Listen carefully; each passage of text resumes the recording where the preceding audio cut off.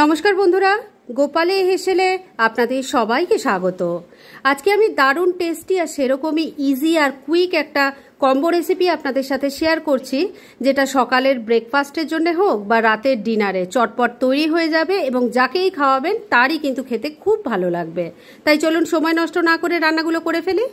আজকে দুর্দান্ত স্বাদের এই চটজলদি কম্বো রেসিপিটা তৈরি করার জন্য আমি এখানে 4-5টা আলুকে সেদ্ধ করে নিয়েছি। এখান থেকে আমি 2-3 টুকরো সেদ্ধ করা আলু আলাদা করে তুলে রেখে দিচ্ছি, আর বাদ বাকি যে আলুটা আছে সেটা একটা গ্রেটারের সাহায্যে ভালো করে গ্রেট করে নিচ্ছি। সেদ্ধ করা আলুগুলোকে দেখুন ভালো করে গ্রেট করে নিয়েছি। এবার এর মধ্যে এক এক করে আমি কিছু মশলা দেব। প্রথমেই দিয়ে দিচ্ছি একটু জোয়ান, সেন্টটা যাতে ভালো হয় সেজন্য 2 হাতে ক্রাশ করে জোয়ানটা দিয়ে দিলাম একটু চিলি ফ্লেক্স, স্বাদ মতো নুন দিয়ে দিলাম অল্প একটু চিনি। এই পুরিটা যাতে ক্রিস্পি হয় সেজন্য এর মধ্যে দিয়ে দিচ্ছি 2 চামচ সুজি। এবার সবকিছু হাত দিয়ে আগে ভালো করে এটাকে মেখে নিচ্ছি। সবকিছু খুব ভালো করে মাখা হয়ে গেছে। এবার এর রংটা যাতে ভালো আসে সেজন্য এর মধ্যে অল্প একটু হলুদের গুঁড়ো দিয়ে দিলাম। এর সাথে দিয়ে দিচ্ছি আটা। আমি এই মশলা আলু পুরিটা আটা দিয়ে করছি, তবে আপনারা চাইলে ময়দা দিয়েও করতে পারেন। এখানে মেজারিং কাপের প্রায় 2 কাপ আটা আছে। আটাটা কতটা লাগবে সেটা কিন্তু এই আলু দিয়ে মাখতে মাখতে বোঝা যাবে। এই আটা মাখতে কিন্তু কোনো রকম জলের ব্যবহার হবে না, আলুর মধ্যে যা ময়েশ্চার আছে তাই দিয়েই মাখতে হবে। সবকিছু দিয়ে আটাটা মোটামুটি একটু মেখে নিয়েছি, তবে বন্ধুরা ধনেপাতা কুচিটা দিতে একদম ভুলে গেছিলাম, তাই এখানে এটা দিয়ে নিয়ে এবার এটাকে ভালো করে মেখে একটা ডোয়ের মতো তৈরি করে নিচ্ছি। ডোটা তৈরি করে নিয়েছি, আর এই ডোটা তৈরি করতে কিন্তু বন্ধুরা আমি এক ফোঁটাও জলের ব্যবহার করিনি। সেদ্ধ করা আলুটা দিয়েই ভালো করে মাখা গেছে। জল দিলে না এর টেস্ট খুব একটা ভালো আসে না, তাই চেষ্টা করবেন জল না দিয়ে আলু সেদ্ধ দিয়েই ভালো করে মেখে নিতে। এবার এটাকে 6-7 মিনিটের জন্য একটু রেস্টে রেখে দেব, তবে তার আগে এর ওপরে একটুখানি তেল লাগিয়ে নিচ্ছি।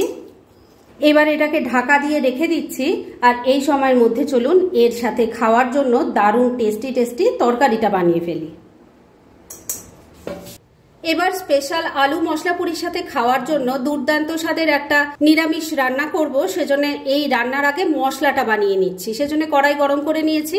এর মধ্যে দিয়ে দিলাম ছোট চামচের 1 চামচ গোটা জিরে, ছোট চামচের 1 চামচ দিয়ে দিলাম মৌরি, ছোট চামচের 1 চামচ দিয়ে দিলাম গোটা ধনে, এর সাথেই যাচ্ছে একটা শুকনো লঙ্কা, আর দিয়ে দিচ্ছি 7-8টা গোটা গোলমরিচ।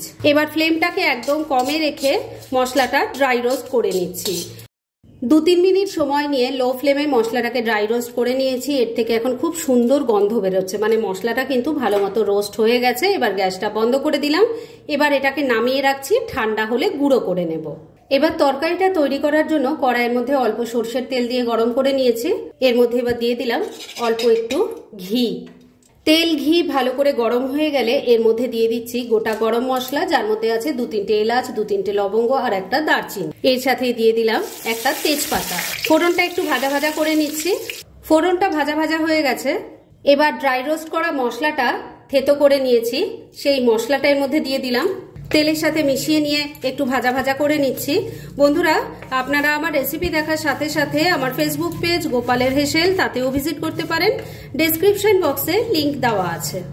ড্রাই রোস্ট করা মশলাটা তেলের সাথে মিশিয়ে নিয়ে একটু ভাজা ভাজা করে নিয়েছি। এবার এই রান্নার কালারটা যাতে ভালো আসে সেজন্য এই তেলের মধ্যে দিয়ে দিলাম অল্প হলুদের গুঁড়ো, দিয়ে দিলাম অল্প কাশ্মীরি মির্চ পাউডার। এবার দিয়ে দিচ্ছি সামান্য একটু হিং। ভালো করে মিশিয়ে নিয়ে একটু নাড়াচাড়া করে নিচ্ছি। সবকিছু ভালো করে মিশিয়ে একটু নাড়াচাড়া করে নিয়েছি। এবার এর মধ্যে দিয়ে দিচ্ছি টমেটো, আদা আর কাঁচা লঙ্কার পেস্ট, দিয়ে দিচ্ছি স্বাদ মতো নুন, অল্প একটু চিনি দিয়ে দিলাম। এবার সবকিছু মিশিয়ে নিয়ে মশলাটাকে খুব ভালো করে কষিয়ে নিতে হবে। মিনিট 2 সময় নিয়ে মশলাটাকে খুব ভালো করে কষিয়ে নিয়েছি। এবার এর মধ্যে একটু কাসুরি মেথি দিয়ে দিলাম, আর দিয়ে দিলাম একটু আমচুর পাউডার, চটপটা একটা টেস্ট আনার জন্য। এটাকেও ভালো করে একবার মিশিয়ে নিচ্ছি। আমচুর পাউডার আর কাসুরি মেথিটা ভালো করে মিশিয়ে নিয়েছি। এবার এর মধ্যে দিয়ে দিচ্ছি 2 চামচ বেসন। ভালো করে মিশিয়ে নিয়ে এটাকেও একটু ভাজা ভাজা করে নেব। এই বেসনটা দিলে গ্রেভিটা যেমন ঠিক হবে সেরকম খেতেও কিন্তু দারুণ টেস্টি হবে। মশলাটা খুব ভালো করে কষানো হয়ে গেছে। এবার গ্রেভির জন্য এর মধ্যে জল দিয়ে দিচ্ছি, ভালো করে মিশিয়ে নিচ্ছি। সবকিছু খুব ভালো করে মিশিয়ে নিয়েছি। এবার ফ্লেমটাকে লো আর মিডিয়ামের মাঝামাঝি রেখে ঢাকা দিয়ে 2-3 মিনিট রান্না করে নিচ্ছি। 2-3 মিনিট সময় নিয়ে ঢাকা দিয়ে রান্না করে নিয়েছি। এবার ঢাকা তুললাম। আমি কিন্তু মাঝের 2 বার ঢাকা তুলে একটু নাড়াচাড়া করে দিয়েছিলাম আর নুন মিষ্টিটা চেক করে নিয়েছিলাম। এবার প্রথমে যে আলুগুলো তুলে নিয়েছিলাম, সেদ্ধ করা আলুগুলো, সেই আলুগুলো দেখুন একটু ছোট ছোট করে হাত দিয়ে ভেঙে নিয়েছি, সেই আলুগুলো দিয়ে দিলাম, ভালো করে মিশিয়ে নিচ্ছি। এই চটজলদি আলুর তরকারিটা বন্ধুরা শুধু এই আলু পুরির সাথেই নয়, রুটি, পরোটা, লুচি যার সাথেই পরিবেশন করুন খেতে কিন্তু অসাধারণ লাগবে। একবার ট্রাই করে দেখতে পারেন। আর এই আলু পুরির সাথে তো কম্বোটা একদম জমে যাবে। এটা সকালবেলা যেমন ব্রেকফাস্টে রাখতে পারেন, সেরকম রাতের ডিনারেও কিন্তু চটপট এটা বানিয়ে ফেলতে পারেন। যাই হোক, আলুটা তো দিয়ে দেখতেই পেলেন, ভালো করে মিশিয়ে নিয়েছি। এবার এটাকে মিনিট 2 আবারও রান্না করে নেব। আলু যেহেতু সেদ্ধ করাই আছে, তাই এর থেকে বেশি সময় কিন্তু আর লাগবে না রান্না করার জন্য। মিনিট 2 সময় নিয়ে আবারও রান্নাটা করে নিয়েছি। এবার কিন্তু আলুর তরকারি মোটামুটি রেডি হয়ে এসছে। শুধু শেষ পর্যায়ে এর মধ্যে দিয়ে দেব ধনেপাতা কুচি, মিশিয়ে নিচ্ছি।